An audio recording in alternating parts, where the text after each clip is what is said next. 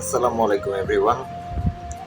So অনেক দিন ধরে এরকম একটা ভিডিও বানাবো ভাবতেছি, কিন্তু বানানো হয়ে উঠতেছে না। সো তোমরা যখন এই ভিডিওটা দেখবা, এটা মোটিভেশন ভিডিও ভাবতে পারো বা অ্যাডভাইসের ভিডিও ভাবতে পারো, যেটা ভাবার ভাবো। হ্যাঁ, সো আমি একটা কথা এখানে বলতে চাই যে অনেকে আমরা আছি, আমাদের বাবা কম উপার্জন করে, কম টাকার আর্ন করে, যার কারণে আমাদের সব শখ আল্লাহ পূরণ করতে পারে না সবসময়। ঠিক আছে, তারপরে আমরা মনে করো রাগ হই, মাঝে মাঝে বাবার নানান ধরনের কথাও শুনি।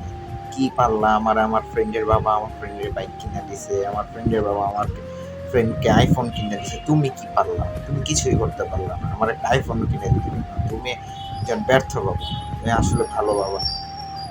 ঠিক আছে, এরকম আমরা অনেকেই বলি আমাদের সকাল্লাদ যখন পূর্ণ না হয়।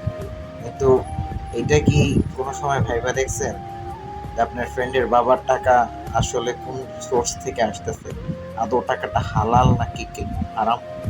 ভেবে দেখছেন কোনোদিন? So, আপনার বাবা হইতে পারে একজন দিনমজুর, একজন দিনমজুর, একজন ইটা ইটা টানে এরকম, বা বালু টানে, বা আপনার বাবা একজন রিক্সা চালক, আপনার বাবা একজন মুচি, বা গার্মেন্টস কর্মী, বা ধরলাম ম্যাথর, সুইপারি।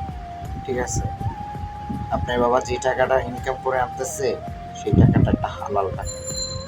এই টাকার ভিতরে আপনার হারাম টাকার ভিতরে, যেমন হারাম টাকার 1 লাখ টাকার যতটুকু মূল্য, আপনার বাবার একটা টাকার ততটুকু মূল্য।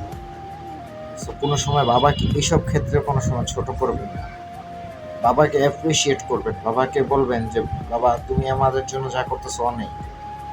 কারণ বর্তমান যুগে, বর্তমান দ্রব্যমূল্যের ঊর্ধ্বগতিতে যারা সংসার চালায়, যারা মনে করেন মানে একটা সংসার চালায়, তারাই খালি বুঝে সংসার চালানোটা কতটা পরিমাণে কষ্ট। তো তোমরা যাদের যাদের বাবা আছে, তারা কোনো সময় বাবাকে এইসব নিয়ে কোনো সময় কষ্ট দিও না, উল্টা বাবাকে সবসময় অ্যাপ্রিসিয়েট করো। এতটুকু বলার ছিল আজকে ভিডিওটা ভালো লাগলে অবশ্যই শেয়ার করে দিও। আসসালামু আলাইকুম।